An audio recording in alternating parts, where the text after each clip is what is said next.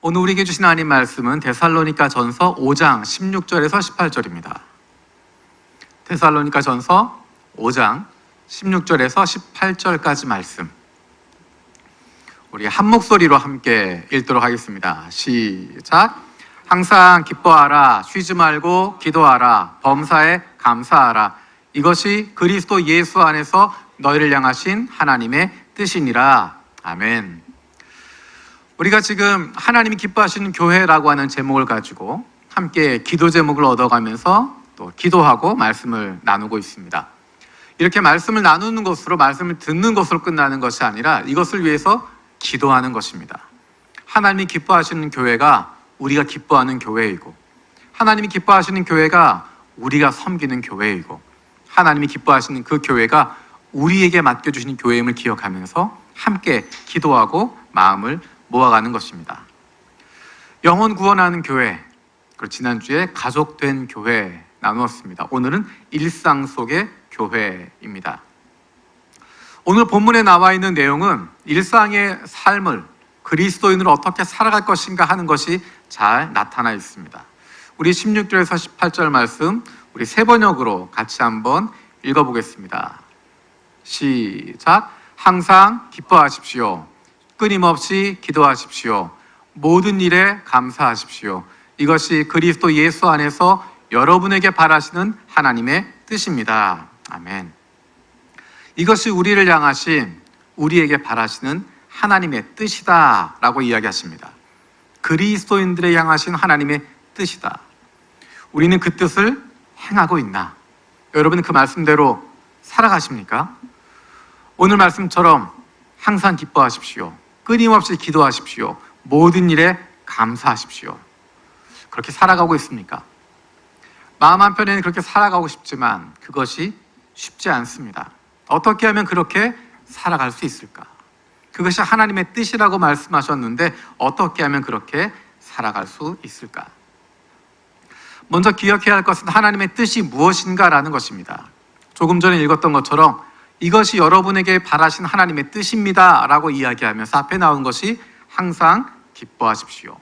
끊임없이 기도하십시오. 모든 일에 감사하십시오 라는 것입니다. 여러분 이런 이야기를 들으면 어떤 느낌을 받으시는지 모르겠습니다. 이것은 명령이나 규정이 아닙니다. 의무를 이야기하는 것도 아니고 내가 정말 항상 기뻐하는지, 끊임없이 기도했는지, 범사에 감사했는지 체크리스트를 만들어가면서 그것들의 성취도를 체크하기 위한 규정들도 아닙니다. 이것들은 규정들이 아니라 삶의 방식들입니다.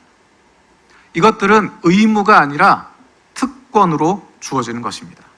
규정을 지키는 것이 하나님의 뜻이 아니라 삶의 방식을 누리는 것이 하나님의 뜻이다 말씀하고 있습니다. 규정에 붙잡히면 불행하고 실패를 두려워할 수밖에 없습니다. 하지만 삶의 방식을 누리게 되면 행복해지고 실패를 두려워하지 않습니다. 얼마나 자유로운 삶을 살아가는지 모릅니다. 왜 하나님께서는 우리에게 기뻐하라 말씀하시나? 왜 항상 기도하라, 쉬지 말고 기도하라고 말씀하시나? 왜 모든 일에 감사하라고 말씀하시나? 기뻐하라 라고 말씀하시는 것은 우리에게 있어서 기쁨의 이유가 바뀌어야만 일어날 수 있는 것입니다. 항상 기뻐해라 라고 하는 이야기를 들으면서 그냥 아무 일에나 아무 생각 없이 웃고 있는 것, 그것을 항상 기뻐한다고 말할 수 있을까? 내게 벌어지는 어떤 일들에 상관없이 무조건 그냥 헤헤 웃고 있는 모습을 항상 기뻐한다고 말하는 것일까?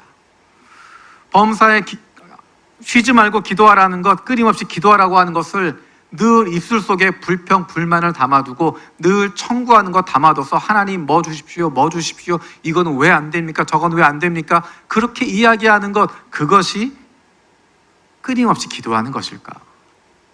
모든 일에 감사하라고 하는 것, 그것이 아무리 좋은 일이 있어도 나쁠 때가 있고 나쁜 일이 있어도 좋을 때가 있으니까 뭐 늘 기뻐할 수도 없고 늘 나빠할 수도 없으니까 그냥 감사하면서 사는 거지. 그렇게 이야기하는 것인가? 왜 우리에게 기뻐하라고 이야기하고 왜 기도하라고 이야기하고 왜 감사하라고 이야기하시나?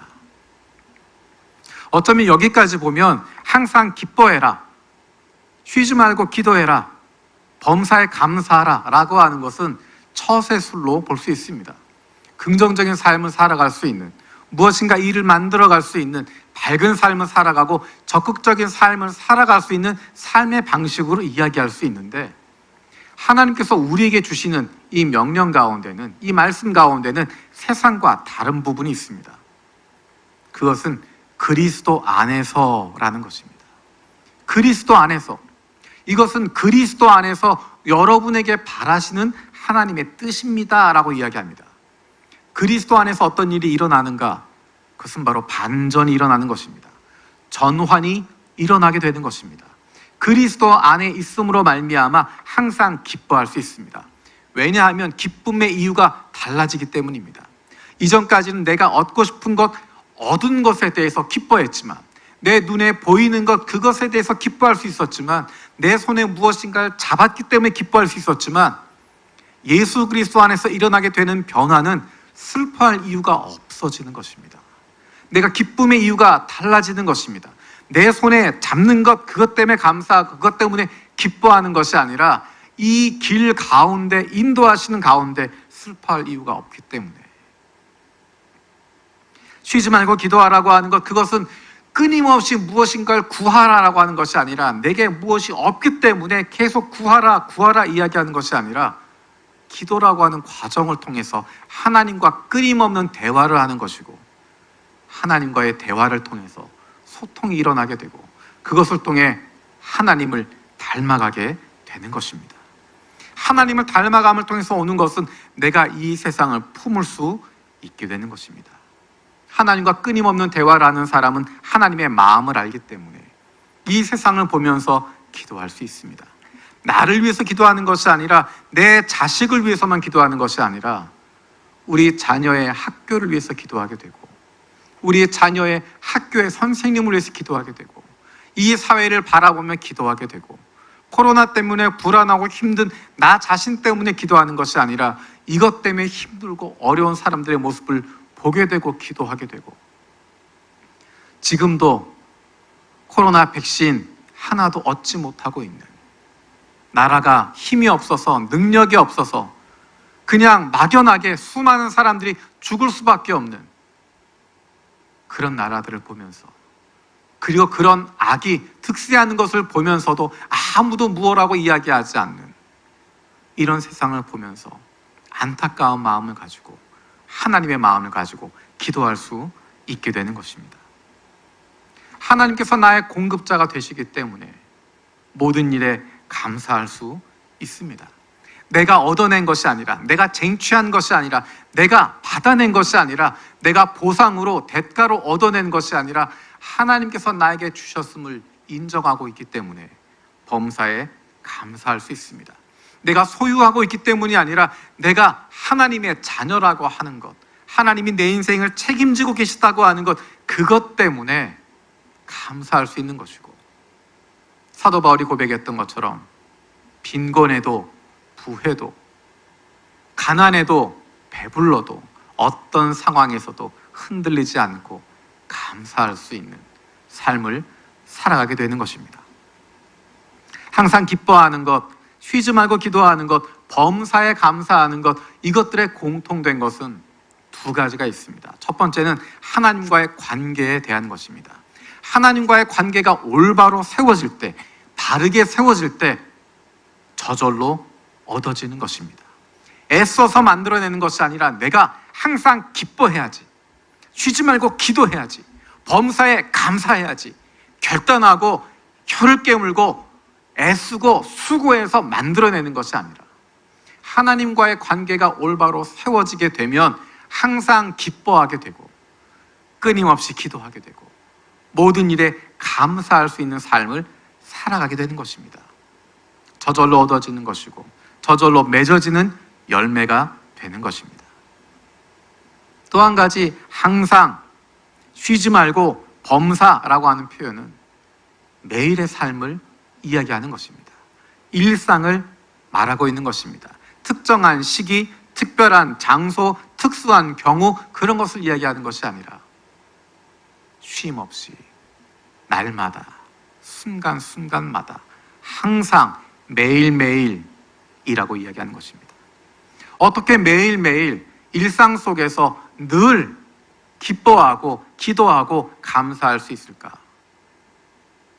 아무리 우리가 은혜를 받았다고 해도, 아무리 내가 기도하고 원했던 것 성취했다고 하더라도 그것으로 인한 힘은 얼마 가지 않습니다. 얼마 지나지 않아 그 힘은 떨어질 수밖에 없습니다. 하지만 우리가 항상 범사에 쉬지 않고 살아갈 수 있는 것은 우리의 힘이 아니라 다른 힘이 있기 때문에 가능한 것입니다. 우리 데살로니가전서 5장 23절에서 24절 같이 읽도록 하겠습니다. 시작. 평화의 하나님께서 친히 여러분을 완전히 거룩하게 해주시고 우리 주 예수 그리스도께서 오실 때에 여러분의 영과 혼과 몸을 흠이 없이 완전하게 지켜주시기를 빕니다. 여러분을 부르시는 분은 신실하시니 이 일을 또한 이루실 것입니다. 이러한 변화가 일어나도록 해주시는 분, 그분은 바로 하나님이십니다. 하나님께서 그 일들을 이루어 주십니다. 무엇을 통해서 이루시는가? 우리 19절에서 22절 말씀도 같이 읽어보겠습니다. 시작. 성령을 소멸하지 마십시오. 예언을 멸시하지 마십시오. 모든 것을 분간하고 좋은 것을 굳게 잡으십시오. 갖가지 모양의 악을 멀리 하십시오. 하나님께서 우리를 거룩하게 해주십니다. 하나님께서 이루신다, 우리의 일상을 바꿔주신다 말씀하고 계십니다. 조금 전에 이야기했던 것처럼 하나님과의 관계가 제일 중요하다라고 이야기했습니다. 하나님과의 관계를 맺는 데 있어서 가장 어려운 것이 오해를 하고 있는 것입니다. 하나님이 어떤 사람을 찾는가? 하나님이 어떠한 사람을 기뻐하시는가? 하나님이 종교적인 사람을 찾는다고 하는 오해를 갖고 있는 것입니다. 거룩한 사람만 찾으신다라고 착각하는 것입니다. 큰일 하는 사람, 잘하는 사람, 그것만 보기를 원하신다라고 착각하는 것입니다. 하나님은 평가자다. 하나님은 결정권자다. 하나님은 고용주다. 하나님은 우리의 모든 일거수일투족을 CCTV처럼 다 쳐다보고 계시면서 조금이라도 잘못하면 우리에게 감점하시는 분이다라고 착각하는 것입니다. 우리는 하나님은 아버지시다라고 이야기하지만 사실은 아버지와의 불편한 관계 때문에, 아버지와의 잘못된 관계 때문에 하나님을 오해하기 쉽습니다. 우리의 경험으로 잘못 생각하게 됩니다. 저도 아버지이지만 안타까운 것은 자녀들이 힘들고 어려울 때 누구와 상담하는가? 가장 많은 대답은 친구. 2011년, 10년 전 이야기지만 친구와 상담한다라는 아이들이 51%,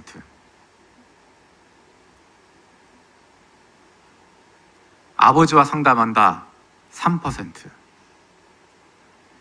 선생님, 스승과 상담한다 1.4%, 어머니와 상담한다 19%, 아버지에 비해서 5배 정도 높은. 많은 분들이 화면을 보면서 그렇지, 왜 아버지와는 대화를 잘 하려고 하지 않을까? 주로 내가 잘한 것, 칭찬받을 만한 것, 큰 것, 그런 것들은 아버지에게 이야기하지만 힘들고 어려운 것들은 아버지에게 이야기하지 않습니다. 많은 경우에 우리는 아버지에 대한 잘못된 편견이 있습니다. 아버지는 정답만 이야기하셔. 답정 너. 답은 정해져 있으니까 너는 듣기나 해. 라고 이야기한다. 내 아픔을 몰라준다 라고 생각하는 것입니다. 내가 힘들고 어려운 순간에 찾아갈 수 없는 존재라고 생각하는 것입니다. 아버지에 대한 그런 오해는 하나님에 대한 오해로 이어집니다. 하나님에게는 좋은 것만 보여드려요. 잘하는 것만 보여드려요. 하나님 앞에서는 눈물 흘리지 않아요. 하나님 앞에서는 늘 괜찮고 늘 잘하고 있고 아무 문제 없다라고 보여야 될 것 같은 그런 오해를 하고 있습니다. 하나님에 대한 그런 오해를 하다 보니까 교회에 대해서도 그렇게 오해를 합니다. 교회는 거룩한 곳이야. 교회는 종교적인 곳이야. 교회는 성공한 이야기만 하는 곳이야. 교회는 잘 되는 것만 보여주는 곳이야. 그 결과 내 삶과 단절시킵니다. 내 삶을 감추어 버립니다. 내 삶을 꽁꽁 싸매어 두고, 내 아픔은 꽁꽁 감추어 두고, 그 안에서 눈물 흘리게 되고, 아픔이 있음에도 불구하고 괜찮은 척, 아무렇지 않은 척 이야기하게 되고, 남들에게 내가 괜찮은 것처럼 보이려고 하니까 다른 사람의 부족한 면을 보면 손가락질하게 되고, 비난하게 되고, 비판하게 되고, 교회를 종교적인 장소로만, 겉으로 보이는 것으로만 만들려고 하는 그런 곳으로 만들어가게 됩니다. 우리의 삶의 이야기를 누구와 나눌까? 여러분은 여러분의 일상의 대화를 누구와 나누고 있습니까? 끊임없이 기도한다고 하는 것, 그것은 끊임없이 하나님과 대화하는 것을 이야기합니다. 지금 상황에서 하나님과 대화한다면 별로 할 말이 없습니다. 왜냐하면 하나님, 우리 교회를 지켜주시고, 하나님, 우리 목사님 지켜주시고, 하나님, 우리 가정 가운데 함께하여 주시고, 일본 선교 가운데 주님 복 내려주시고, 온 세계 평화를 주시고, 세계도 구했고 일본도 구했고 우리 교회 가정까지 다 구하고 나니까 더 이상 할 말이 없는, 그래서 이것저것 막 생각해가면서 여기저기 다 이야기하지만 오랜 시간 할 수 없습니다. 어떻게 끊임없이 대화할 수 있을까? 하나님이 원하시는 것은 우리와 소소한 일들을 나누는 것입니다. 하나님 우리에게 큰 일꾼 되라고 하시는 것 아닙니다. 큰 사역 이루어라 라고 하는 것 아닙니다.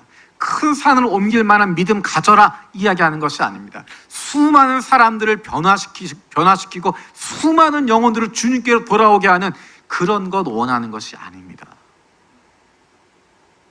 하나님 앞에 서 있는 나 한 사람 변화되는 것입니다. 나 한 사람 하나님의 자녀로 살아가는 것입니다. 내가 하나님과 친해지는 것이고, 내가 하나님과 가까워지는 것이고, 내가 그분의 마음을 알고 그 마음을 내 안에 품어서 마음을 주고받을 상대가 되는 것입니다. 그것이 바로 하나님이 인간을 창조하신 이유고, 그 이유가 바로 저와 여러분을 구원하신 이유입니다. 하나님과 그 관계가 세워지고 나면, 하나님의 자녀로 살아가게 되면, 하나님의 마음을 품은 사람으로 살아가게 되면, 우리가 잘 아는 것처럼 하나님을 사랑하는 사람은 이웃을 사랑할 수밖에 없습니다. 하나님과의 만남은 성막에 한정되지 않습니다. 성전에 한정되지 않습니다. 성소에만 한정되는 것이 아닙니다. 교회에 나올 때만, 교회 예배당 안에서만 만나는 것이 아닙니다. 작년부터 이루어지고 있는 코로나로 인해서 겪게 되는 중요한 한 가지의 배움이, 우리가 하나님을 만나는 것이, 하나님 앞에 무릎 꿇게 되는 것이 예배당만, 교회 건물만은 아니다라고 하는 것입니다. 우리가 금요일날 온라인으로 기도할 때 우리가 있는 가정에서 무릎을 꿇고 하나님 앞에 기도합니다. 우리가 있는 바로 그곳에서 우리와 함께하는 가족들과 친구들과 함께 무릎을 꿇고 그곳에서 예배하게 되고 하나님을 만나게 됩니다. 어쩌면 직장이 늦게 끝나는 경우는 직장에서 무릎을 꿇기도 하고, 직장에서 집으로 돌아오는 과정 가운데 하나님 앞에 예배하고 하나님을 만나는 시간을 갖게 됩니다. 하나님께서 원하시는 것은 우리가 특정한 시간, 특별한 상황, 그곳에서만 하나님을 만나는 사람이 되는 것이 아니라 우리의 모든 삶의 영역에서 하나님을 만나게 되고, 내가 있는 어느 곳에서나 하나님과 함께 동행하기를 원하십니다. 내 모든 것을 알고 계시는 하나님이시기 때문에 내 삶을 나눌 수 있습니다. 이미 하나님 다 알고 계시는데, 다 보고 계시는데 모르는 척, 안 보여드리는 척 하는 것이 아니라 이미 다 알고 계시기 때문에 편안하게 이야기를 주고받을 수 있는 것이고, 이미 하나님이 내 삶의 현장에 계시기 때문에, 내 직장에 함께하고 계시기 때문에 우리 가정에 함께하고 계시기 때문에, 내 진심을 아시고 내 중심을 아시고 계시기 때문에 그것을 인정하고 만나는 것입니다. 우리의 일상을 통해서, 매일의 삶을 통해서 하나님을 만나고 하나님을 인정하는 것입니다. 교회도 마찬가지입니다. 교회에 모여서 종교적인 이야기만 하게 되고 성경에 대한 이야기만 하게 되고 내 머릿속에 있는 지식만 나누는 것이 아니라 내 표면적인 이야기만 나누면서 나는 괜찮아요, 괜찮아요 라고 이야기하는 껍데기만 보여주는 것이 아니라 진정한 교회는 내 삶의 이야기를 나눌 수 있는 곳입니다. 내 삶의 아픔들을 나눌 수 있는 곳입니다. 우리가 지금 강조하고 있는 것이 자치의 모임 가운데 성경 공부를 강조하지 않습니다. 우리가 성경 공부 많이 했습니다. 많이 배웠습니다. 똑같은 내용 10수년 동안 반복하기도 하고 많이 배우고 많이 들었는데 문제는 우리의 일상 속에서는 그것과 관계없이 살아간다는 것입니다. 우리의 머리에는 많은 것이 들었지만, 많은 훈련을 받았다고 이야기했지만 그것은 교회 안에서만 한정되고 교회 안에서만, 교인들과의 관계에서만, 그것도 교회 안에서 교인들과의 관계에서만 나타나는 것이지, 가정에서도 변화가 일어나지 않고 우리의 직장에서도 달라지지 않고 우리의 삶의 현장에서도 어떻게 살아야 할지조차 이야기하지 못하는 그런 우리의 모습이 있기 때문에 성경 공부 많이 하라고 강조하는 것이 아니라 삶의 이야기를 나누라고 하는 것입니다. 내 삶의 이야기를 나누면서 내 마음속에 있는 고민을 이야기하면서 내가 이렇게 배웠지만, 이런 훈련 받았지만, 지금 이런 정도 일들을 하고 있지만 사실은 내 마음 가운데 이런 아픔이 있고 이런 어려움이 있다고, 자녀를 하나님께 맡기라 라고 이야기하지만 그 믿음이 있지만 우리 아이가 시험 보고 온 거 보기만 하면 밥이 안 넘어가고 눈물만 흐르게 되고 답답해서 어찌할지 모르겠다고 하는 것들, 우리의 삶의 이야기를 같이 나누는 것입니다. 그러면 그것이 우리의 기도의 제목이 됩니다. 세계 선교를 위해서, 일본 선교를 위해서, 큰 무엇인가를 위해서가 아니라 내 삶의 변화를 위해서 기도하는 것이고 믿음으로 그것을 함께 구하는 것이고 그 가운데 역사하시는 하나님의 일하심을 우리가 듣고 경험하게 되면 우리의 기도가 깊어지게 되고 그 믿음을 가지고 더 넓은 기도를 할 수 있게 되는 것입니다.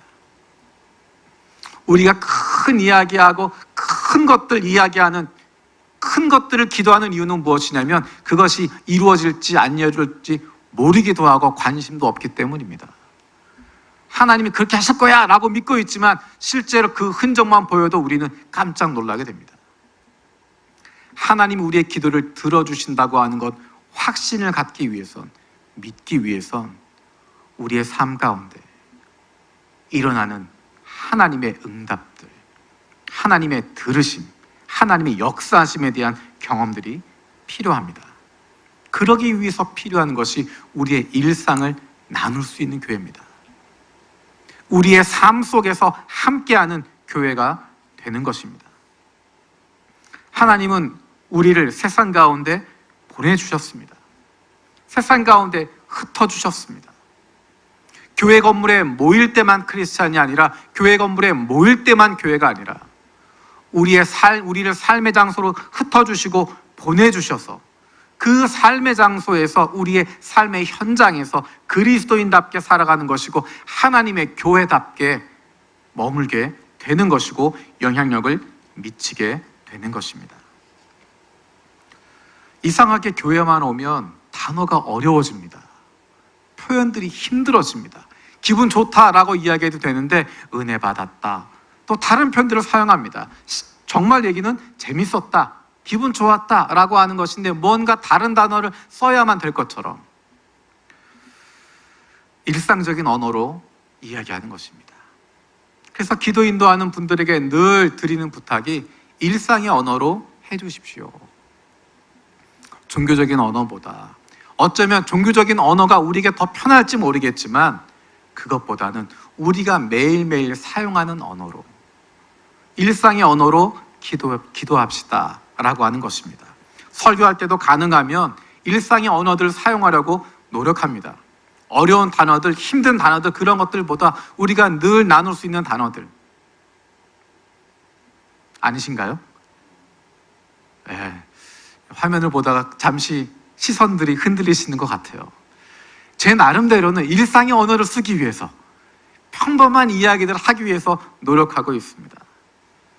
그리고 교회 안에서 그냥 스포츠 이야기, 정치 이야기, 그것이 아니라 내 삶의 이야기를 나누는 것이고, 내 일상의 이야기들을 나누는 것이고, 교회는 거룩한 사람들만 모이는 것이 아닙니다.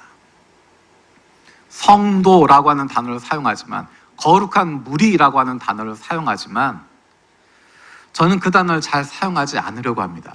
왜냐하면 우리가 착각에 빠지기 때문입니다. 두 가지 이유 때문입니다. 첫 번째는 내가 정말 거룩한 사람이야 라고 하는 착각에 빠질까 봐.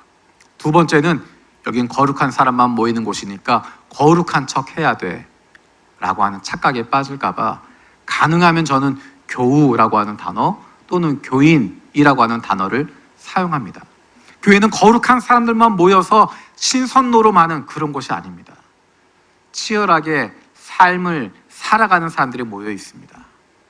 땀 냄새가 날 수밖에 없고, 군데군데 기름때가 묻어 있고, 얼룩이 남아 있고, 조금 거칠기도 하고, 하지만 삶의 냄새와 뜨거움이 모여 있는 곳입니다. 매끄럽지 못하고 조금 거칠기도 하고, 세련되지 못하고 조금 부딪히기도 하고, 그것이 바로 교회이고, 그것이 바로 일상을 나눌 수 있는, 그리고 주일날 이 시간뿐만이 아니라 매일매일의 삶 속에서 교회를 누리며 살아갈 수 있게 되는 것입니다. 요한복음 17장 18절에서 예수님께서 제자들에게 이렇게 말씀하십니다. 아버지가 나를 세상에 보내신 것과 같이 나도 그들을 세상에 보냈습니다. 예수 믿고 구원받는 것, 그게 끝이라고 한다면 우리는 예수 믿고 구원받은 즉시 이 세상에서 떠났어야 됩니다. 하지만 예수 믿고 구원받았음에도 불구하고 아직 이 땅에 남아있다고 하는 것은 우리에게 주신 사명들이 있다는 것입니다. 우리에게 맡기신 일들이 있다는 것입니다. 그것이 무엇입니까? 우리를 보내신 바로 그곳에서 그리스도인으로 살아가는 것입니다. 하나님의 자녀로 살아가는 것입니다. 하나님께서 보내주신 바로 그곳에서 그 사람들 가운데서 하나님의 자녀답게 살아가는 것입니다. 그것을 17장 19절에 이렇게 이야기합니다. 그리고 내가 그들을 위하여 나를 거룩하게 하는 것은 그들도 진리로 거룩하게 하려는 것입니다. 진리로 거룩해진다라고 이야기하는 것은 종교적인 사람을 만든다는 것이 아닙니다. 세상 속에 살아가면서 종교적으로 살아라, 그렇게 이야기하는 것이 아니라 구별된 삶을 살아간다는 것입니다. 어떻게 구별되는가? 세상의 가치대로 흘러가는 것이 아니라 세상의 것으로 기뻐하고 세상의 것을 추구하게 되고 세상 것에 대해서 감사하는 삶이 아니라 하나님 때문에 기뻐할 수 있고, 하나님과 끊임없이 대화할 수 있고, 하나님으로 인해서 감사할 수 있는 삶을 살아가게 된다는 것입니다. 세상과 다른 삶을, 세상과 구별된 삶을. 왜냐하면 조금 전에 이야기했던 것처럼 하나님이 우리의 아버지가 되시기 때문에, 하나님이 우리의 공급자가 되시기 때문에, 하나님이 우리의 길을 인도하고 계시기 때문에 항상 기뻐할 수 있고, 끊임없이 하나님의 마음과 함께하는, 끊임없이 기도할 수 있고, 모든 일에 감사할 수 있는 삶을 살아가게 되는 것입니다. 그것은 종교적인 삶도 아니고 세상 속에서 날마다 하나님과 함께하는 삶을 살아가게 되는 것입니다. 주일에만 거룩하게 교회 안에서 지내는 것이 아니라 일상 속에서 매일의 삶을 하나님의 자녀답게 살아가는 것, 사실 그것은 굉장히 어렵습니다. 주일날 하루만 거룩해 보이는 것, 교회에서만 종교적인 열심으로 살아가는 것, 그것은 정말 쉽고 할 만한 것인데, 일상 속에서 매일의 삶을 하나님의 자녀답게 살아간다는 것은 정말 어렵습니다. 하지만 그것이야말로 우리의 삶을 바꾸는 것이고 우리의 인생을 달라지게 합니다. 그것이 우리가 이 땅에 살아가는 동안에 하나님과 함께하는 기쁨을 누릴 수 있게 해주는 것이고 그것이야말로 내가 하늘과 땅을 지으신 하나님의 사랑받는 자녀라고 하는 것을 경험하며 살아갈 수 있는 삶이 되는 것입니다. 저는 사랑하는 우리 교우 여러분들이 일주일에 하루 교회에서만 그리스도인인 것처럼 그 기쁨을 누리고 살아가는 것이 아니라 우리 일상 속에서 매일의 삶 속에서 하나님의 자녀의 기쁨과 즐거움을 누리면서 항상 기뻐하고 끊임없이 기도하고 범사에 감사할 수 있는 하나님께서 바라시는 삶을 살아갈 수 있는 저 여러분들 되어지기 원합니다. 기도하겠습니다. 살아계신 하나님 감사드립니다. 그리스도 예수 안에서 우리에게 바라시는 하나님의 뜻, 항상 기뻐하고 끊임없이 기도하고 모든 일에 감사하는 삶을 살아갈 수 있는 하나님의 사랑받는 자녀들 되게 하여 주시옵소서. 감사드리고 예수님의 이름으로 기도드립니다. 아멘.